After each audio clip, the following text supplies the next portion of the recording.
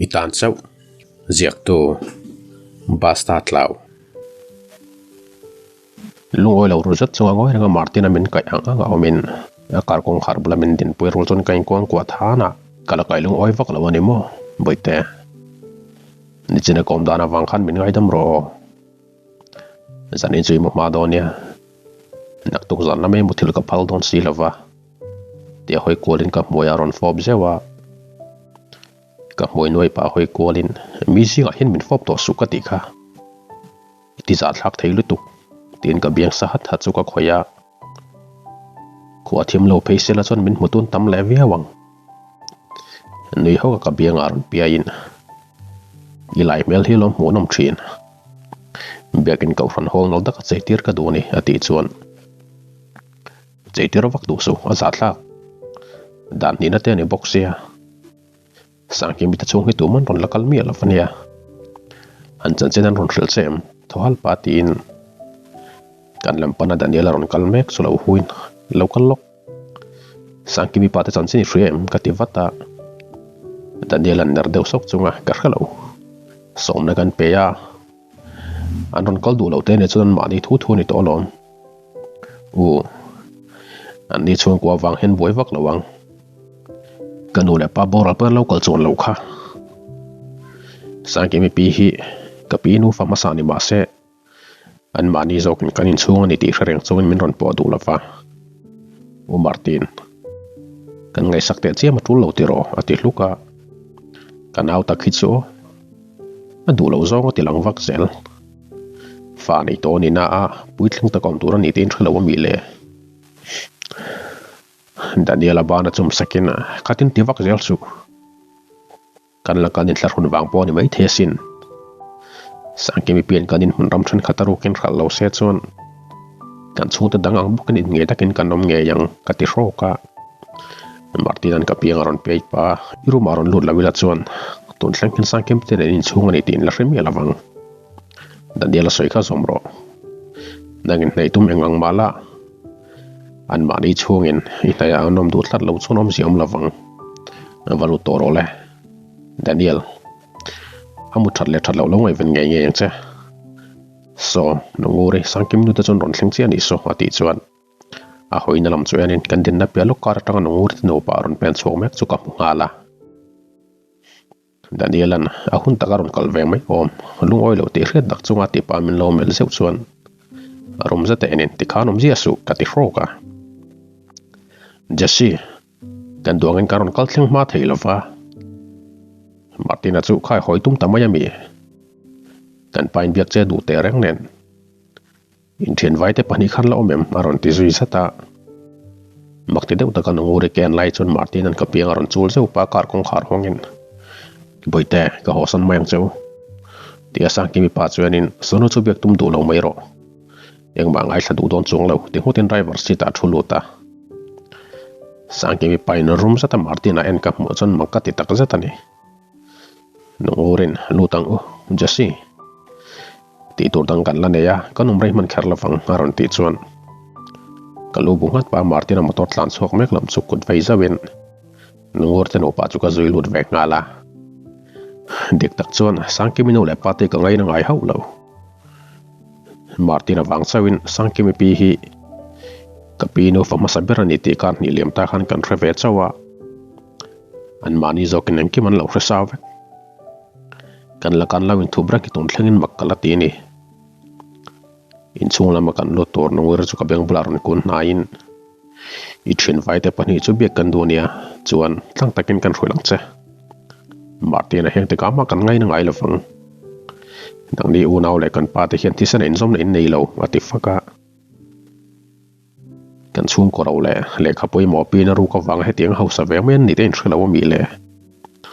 trong khum ve sak lo turin kain thunun ram malanga yani sang mi pain nguri lo kal fata che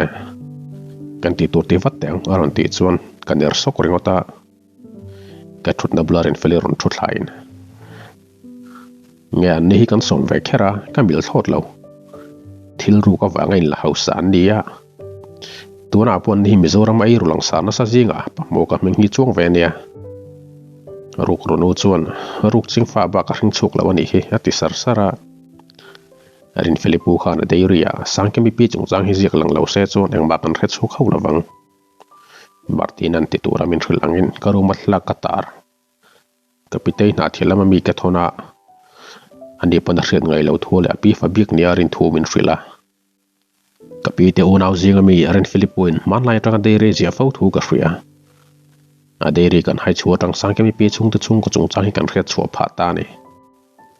hun kal to thil thleng ani wangin engma dem na le horna ka nei lo be hring hi tu ma fel fam kim reng kan om lo thil ti so le mo tak kan nei ya chimi siam that le na hun rem chang chu kan nei le thei ve kan ni sangkim ta chung ko po hian ani siam that ve ngai ka be se ani ma se tu nan mi zia le ko sakdan mo hian in siam that tum nan nei lawang le in ka fria no tein pusom in vatilom om ve in boy don te lul nen che bai chunga ti chun pusoman nia kan boy velon nak tu lama kon ron lakman don lawa te hotena phone khoi zui no na wa no te na moi te por zau ka mo chuan sakmi pa dan chu ngai da ni lo le ni te ka hria arin felin kana karon kheu zeu pa phone screen ka mai zona ron lekin ente biakin le Martin aten ko dan chei meka zau san picture min ron thon hin al lutuk ngatinge Martin hian tu nang hun tep ter tua adu dana thla kherle nimin pe khan che tir ve mai turania adu dana thlak na chan hi siam ati chuan phone Martin ate in omzani takalait mang an cheinal zat thlak en reng chunga kalu thingin nichine kan thu soi wang khani mai thei mase ka chengche big lo local ro karum lam omang ka thutna tanga thau chuakin ka tia jeromana WhatsApp a kele zau sanga kan pathum omna group a siama zau sanga nen pathen min perle char char to an chim om dun tak zat voyang zan nge he group tang hin kalefa ka hreseng to lo kalefa rolin min erle zel boxi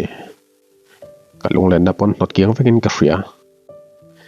zau sangan group a Jessica hi mi hring do thei ta kani loi that zana po do thei ta ka Martin hoya om ka ring di ron ti chuan kain sum zo thlot lo arang setin ka do mai big don lo zo sang mu hil ro dar som pani pel don be che biak to dang hriat lo wangin group a beng chang rang su tin ka out ngal vata ka be sei phak bakin Martin en kanin nei ni mi hring an pung tam thla kan lak laya arin felin biakin level an chei dan hin al tak sat nang ba tan he thil ti ni hi ka beng bularon ti chon ka tho hala kan malo ka me channel pangena bulan pakhat ding ban chalin anu kan biakin hi van moi Christmas an chei ai pona moi dei sok tilang lang chunga hoi kol roi ka mu chuan keimang bukan biakin le avelan chei dan chunala ti ve hle ni ti ka hria Martin atein lampana car seat no kan thut lu rol chon Martinan ban lian thazat ma ka da rain tinei tu farhana min ron ko pa boite inal tak zatani kan upui dik takin eta tu man min petrang thei to lo ka tai nia ka hum tlang che I chawem ka beng bula zoi su paron ti chuan nui sang chunga ka lu thingin chawla ve nang ma zo ki chaw reu lo mo ka ti sapa ka biang ron nul thuak pa tho ham hamin ka chawla wani ti la hret huayang ikianga kom hi chuan changna thar ka nei bel fo zo ka ti sar sara ka koron to to bo wang zon ka tong chuak thei der lo kalaga Martin an effect kan idan hi ka thunun thei piala mani taxi do ko ne bi blue su da haki ama tan liu lewan thui sak ni op takani ni dang zong ai na lang thatak zet klei roland ul than katin Martin an endu leveu po hi ka dem hlom lo driver seat a thu zo sangan dang ni pani khain sum ro motor chunga ino mani tin hrelo ami Martin thlak suting kan nei ma jasi mai cheinai ti borbang ani vai chuan ama sei tur hoi tangai da nei don hau lo ani o nui kur paron ti chuan kan ner soka Martin an min ron kwang het sau pa ka pa na chul heu hewin he mi hring tok sak zat le dak thei zat thi engwanga ka bula lo din tir nge mo kan I te hrep le min ti boi thei khop mai tia zo sa nga en chuan zok zama che kadin pui lo che ne chon min soi sakitum kha o yom dan zong ha ka pong chuak vek mai turania zo sa na ron ti ve hluka rin felin idin nil rang mai Martin in lamaroi kilzo nuami sangvor resort lama peintum kan zui ve don siunia bula zo sang thu mel zo pa ti chuan Martinan in ron phei ve khara ngai lawang min ti boi mai thu tak zeta ti chuan tukdar lam hin ka thochua khoka zo sangan ni zan lama nangin min ti boi ve thawlom biakin pau khowar don hayan chei zo thei ram le ngal kamut le ma wangin kalang thaturang pon thalaka kalang tha theilo thu tak zeta ti ina biang chu khoi zawa muiti por chunga zo sanga kamel vak rol chuan over lutuk phone khoi wang ni khai mut theilo ka ti hlara nui sanga zo sangan min ron mel se nuwa Martin tu kan lama wa sapela hong lawami engam karon thon chea ati chuan ka mai mi ching soka engkil nge mo thonang le Martin an ni zana tang phone ka khoi to lo ka podo ka kal nan dai hi thil min ron thon chu ka du lo zong ani vei chun ni chak lo khopang te ten kar kong khara honga rin felin Martin in vahan cheinal ve Jesse in ming le thala kan tar ani so anat lutu karin aida in Martin a hen thil ti dan ria aron ti chuan anui sang in Martin in lam chu ka thlir wanga Martin an banding lam ka chel thei tur kalamaron ti kak pa min chel ro in chung lama ka hoi lu tang che ati chuan zak deuh tak chungin a bana ka chela video camera kyang tu pain mong changin ron phei teu a fu don lutuk kan malo karon ding chunga tin en siam rem sau sawa Martinan ka kutaron huma hadam taken ram ro ati chuan melen chunga dak deuh ha in mi zong ma ni main kain thria ka ti sapa aril farhana kisuk paron kun niamin kan pani chau omangin ngai toro te sebin ka biangaron tok zawa kut biang dar thom ka riat rol chuan hoi kolin kan chung te hau mel hlim puchunga kan laman ron hoi thup chu ka mua Martin aroma arin feli ka thom no thlir fela ka uchat kan thut lai len si de jarama kong kharon pen lut ka mu chuan len sin ka thinin tirim du nutuk kar khat chung chung por resort a honeymoon manin tu mamo ina hian om ve le ula kan ti boi chewin hlawa mi he room chu angat phei hi chon tu ma kan lut ngai lo lukani ati hlak laka honeymoon mang thianom hi hilungoi wak na nge tum lai chana te chon na wangin mi hring kan boi to lom chu wangin no pain pole zol nan honeymoon mani thra ka lo ti viawa sin dang di pani po in nei hon honeymoon mang ve nge ro ren filen nui war chung na lo ti wata an pat nya kan thut nep che an ron thut rol chon zero man mate nang ni chu hanin thret chen le wang ngai na om do na mi in thret ne to veu sia alen si dara ko chunga ti na nui sanga Jerome bring mi je chu kan hun ton dana ziren dang lam fawa kan in recheng tak thin leinem nu pa ni chon kan har satna boina le mang anna weisen ta kan ma chan theina kan in rech chen deu chungai ka ti lai tak chuan kanu pui hian a soi dik che pum khat kan nia ni tin kan in rech chen zelangai ron teri ka rech chon ka tong lai top chotin Martina rum chunga ron pen lut mek chu ka en ha a than suk chunga ka bula ron thuthlain in pe to chon chuakila hadam ta kom kan mo ve ven ka ria te sepin ka dana ron kwa alen sina muite portar pa in ngak lu dun lutuk kalfat wadru nitin min ron fon donia John Jesse kandam doi lamai ron thogang tiro ati chuan na tho ka phal to lo ka ke ngam zel to don thu tak zeta te hutin ka kuta ron chela Jerome le rin felin nui hak rol chuan len sin lo nui su no pang che biu lo te iti ma ni Jesse i tu zele atil je chu kan trebe kalon voi in lama te khan mun dang en lo like en Jesse ngoti en char le ngal in sum ve deuh lek ro atinang na nga rin felin nu pan nia engin sum ngai lo kal ru in motor thleng kalo thlang cheu ten ka suitcase paga da khai ka nga Martinan koi keman boroch kon lo khayang Jerome ka bek tum samin lo khai sakla tia chuakin rin feli suitcase khai lai chu lak saka in hoila ma kan chukla chun hlun moin nui sang min ron enin Jesse meron phone thin doni o ka fa pa hian nun natluk chatin angai lu che ni ti hriala lim takin hunin mang donia min ko awang paina tia Martina mel dong sar ken chuan ka mangai hlia hlin ka hria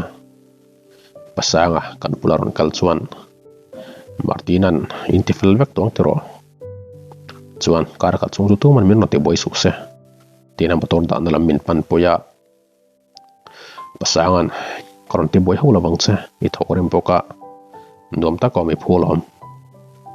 jasi wanga I maisen kan tor to lo ram ka be sei don ania min ron signal zeu na ti ya Martin ne na get kan plan pel lai chuan le hoin an ngai om don hle mai ka ti sapa a ko ding la master in chelena kut velam chun ka kutaron mer zawa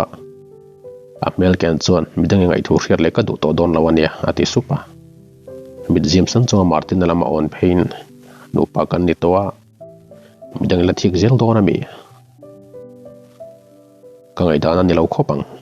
ken karin vewang se hian nang chon min reng zo tok lawani tiro tirain ka thufel ata phun luk pa ka malaron khoin karin lo wang chen ni lo midang la ka chan che ka du lawani ka ke ngai om reng lai po mi pa hon en ngun zia che khai frem te hotin malama mel ngura ka chang boi vel pe lo ama zok hinia me che tan an na sat me che pa ka tin thian te bula minister Martin chiat lo le pek sia so eng tin nge doctor no so du thei sok le me che zok so na kherna sa viwang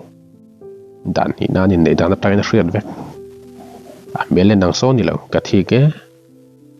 Martin na la kwat lat zui ati kha ka benga ron den tlut tlutin ka fria Martin POV Jessica in kan rati dang lam na sar to ki mak ka te ni ka chung ta le ka thian te point mai chana ka nun dang lam zia bin fril fo poi te na ka nei ngai hek lo Jessica hina satakin kap manga yani ka ke nga lim takina dam chung hun mang se ka du berani min maya ni ti tong ka min khil zan khan kalomin ka hlim view ma se chu chau chu ka du khop lo danang taka ka no pui ni tur le mi zong song ka ta ni ti hria se ka du ni biakin hol chung at ni la ne nan ron lut ka murwal khan mun dang ka hoi son thei to lo ni dang zong ain ka mu thata ka zet a mel that mai pa ka aril ru that na hen ka thin lunga fan ne ni berin ka hria wa vong vong lo turin na satakin kain thunun hi langa ya ni kha tu na tang chuan eng main su bangai to lawang zong bona kutanga ka bun tir wang to sia ka kenga kana pui Jessica ilam ka hoi chuan in kuang kwa thang chuma kar set yang na lo mai mit chinga zoite ya boite ka ti chuan min chang ulo ani te raw hi kala ka lung oi lo vi mi le kong si rem la ya kar ti ding Jessica ka ti non le a alo te chefretina tho sak sa ka ni ti ka mu chuan thode huina mu hil mel thatak mai chu ka thlir wang wanga khoi muna po tui takina mu hil thei zel ani himo bakare urutuk mai kanin nei na me khol tere ka chung taron kal khom ngai poi mo zo lavin ka pa bula Jessica nen kan chaw nei ti chun lama soin chong vor resort lama hadam ta kom ka du thu ka hril kha kalau tong sol lo le ni ti kan pui Jessica ai kar chungang mo thil hian ati chiang midang siang alom ni la chuna chaw viu ngai om sia nizan lama khan ke potar kar khat ba ka mu hil hau lo Jessica in pasal nei non atum lo ni ti asoi khan ka thin lunga fan ne tak zet ke poina ni bak me che tu dang ma ka mo ngai don lova chu wangin kanin nei nei chin che thlang ne tura siam ka du ni ro man na dang siamin ka chung te ho zong zong ni zan han ka ti boy pha ni Jessica i moi nal tak ti har lau tak chuwa khoi sak zewin kan ri huka tui taka mu thil dana hian a kianga ko ma wangna thlamwanga ni ti ka hria ril ru thlamo takin om lo se chona mu hil thei lo hrim hrim zoi mwanga motor khal chuakin changfo resort lam ka pan puya get bola police mi pali duty bang midang tu ma get chu om lo turin ka hril lok sa get kan tlan pel chun tu ma motor anom ho lo kana pui Jessica nen chawa zalen ta kom ka thlel tak zetani kan rena turin zona ka din rol chon thom dim taka motor atanga chukin kan bung rawin chung lama ka thiar luta kana pui Jessica i thutna lam motor kong khar chu hongin pomso tu maka kun niam chona ron cheti atria alo meng choka makti mel taka min hena hain kalau muthil san dei che ni mo kan thlenna ri tem a biang khoi zeu pa ti na tho haka kalung oi lo khom mai I pasalen ko har taken motor ka khala biak thela ven min muthil san thaya ka te chon in thiam lo mel takin min ron ena a melan dana wang chon kain sum thei to lo ni suk pa moya fopin dom lutuk local ro min mot san mai mai to lo wang ten ka pom chuak no la Jessica POV yang tiang are nge ka pasal kalau muthil san po ka khelo kain thiam lo tak zet kara tanga zau zeta min pom chu rol chun ka kut king ya ngong a kwa chunga hoi kwalin helai mun a hin bidang nam ve em min thre bituma mi nuisa ka ti na dar par lai thaje ta chun kalu ka ngata rom hut pa min pom nget samin ka remanga che ngai theyang nang matan pui tu aw vak mala tu man ron kal lawang te sabin in chunga min pom luta rom sung romantic tak me chei ka mu chon martin a kuarang pa hoi kwalin avan na lepek em ve martin heng zong zong hinang mati tir ve kami te sapin ka thachuak ham hama safadu thazata min da thlain idu zong ani ngai ka be sei kala katanga mil na son chung ho lawati ina ko thak lai chu hlipin kan pia sofa chunga chuna the phei ngala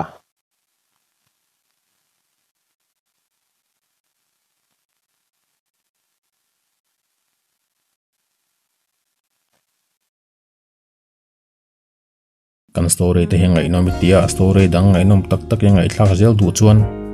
kan channel hi min lo subscribe sakla notification ka on hal bokla athar kan da piang i muzung sung theyang